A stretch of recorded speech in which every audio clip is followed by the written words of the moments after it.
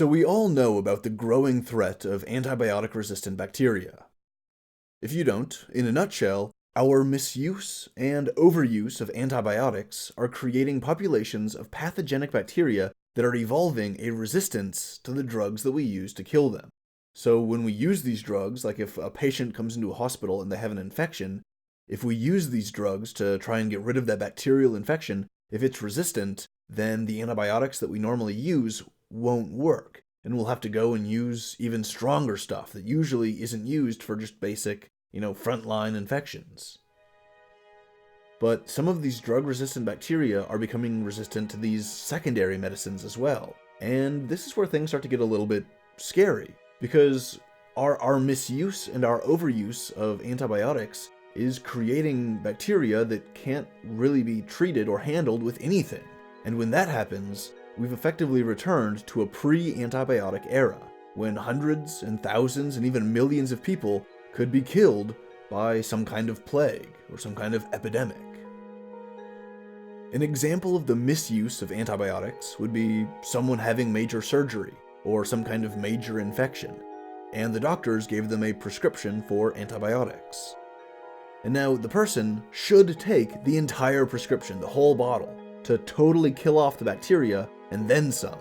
But what happens is that people will generally start feeling pretty good when most of the bacteria have been killed off. When they're in the later stages of this battle and the infecting bacteria has been mostly, but not entirely, beaten back.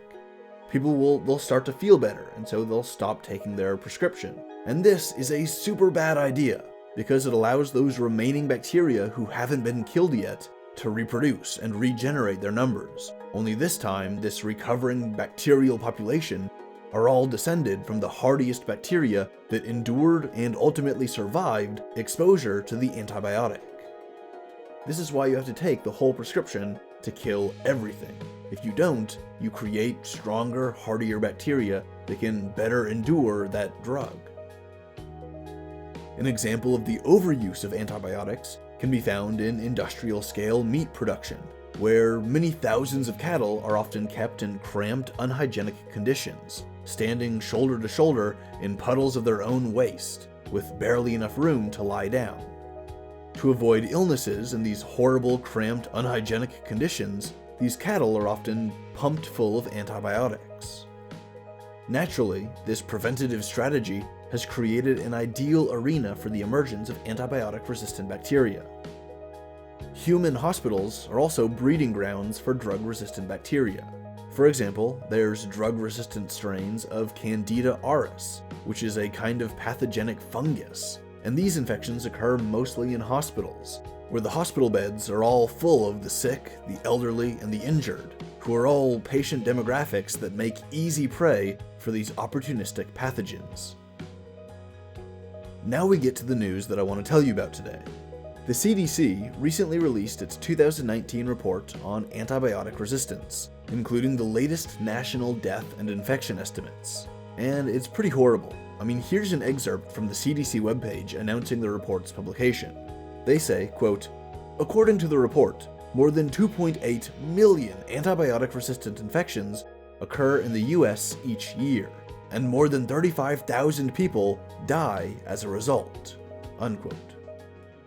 Another excerpt said that the, quote, "CDC is concerned about rising resistant infections in the community, which can put more people at risk, make spread more difficult to identify and contain, and threaten the progress made to protect patients in healthcare.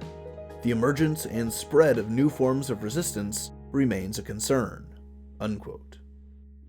Then the report goes on to list 18 species of bacteria and fungi that have developed resistance to antibiotics, and they've organized them into one of three categories based on the risk that they pose to human health.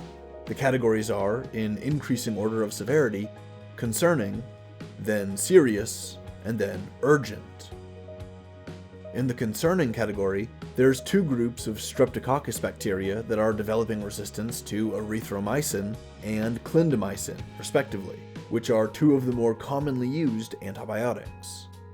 In the serious category, the list includes drug-resistant strains of Campylobacter and Salmonella, drug-resistant strains of the fungal genus Candida, including the dangerous human fungal pathogen Candida albicans, and Enterococcus bacteria that have developed a resistance to vancomycin.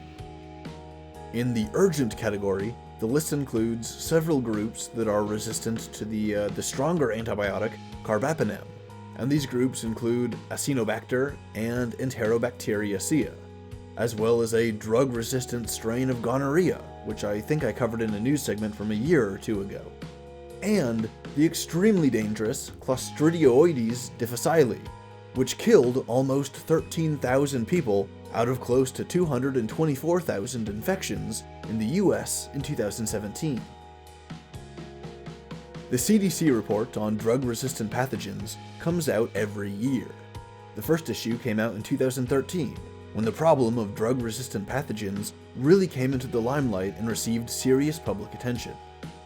As with most things, doctors and scientists were ringing the alarm bells a long time ago, but it took a while for things to really get going, even though hundreds and thousands of people were dying. Hopefully we can get a handle on this problem before some kind of global pandemic rears its ugly head, resisting all of our drugs as it goes on to kill thousands, if not millions of people. I'm really hoping that if this does happen, we'll really snap out of it and seriously reform the way that we use antibiotics, so that this kind of horrible pandemic doesn't happen again. Sadly, this is not even the worst-case scenario. Many scientists warn that the rise of superbugs could precipitate a system-wide failure of medical science, returning us to a state in life that was similar to that before the invention of antibiotics. Now this is the worst-case scenario, because not only would we find it difficult to safely perform routine surgeries due to the risk of antibiotic-resistant infection, the world would also see the return of regular pandemics, regular plagues, which would once again shroud the peoples of the earth in a blanket of disease and death. This potential future must be avoided.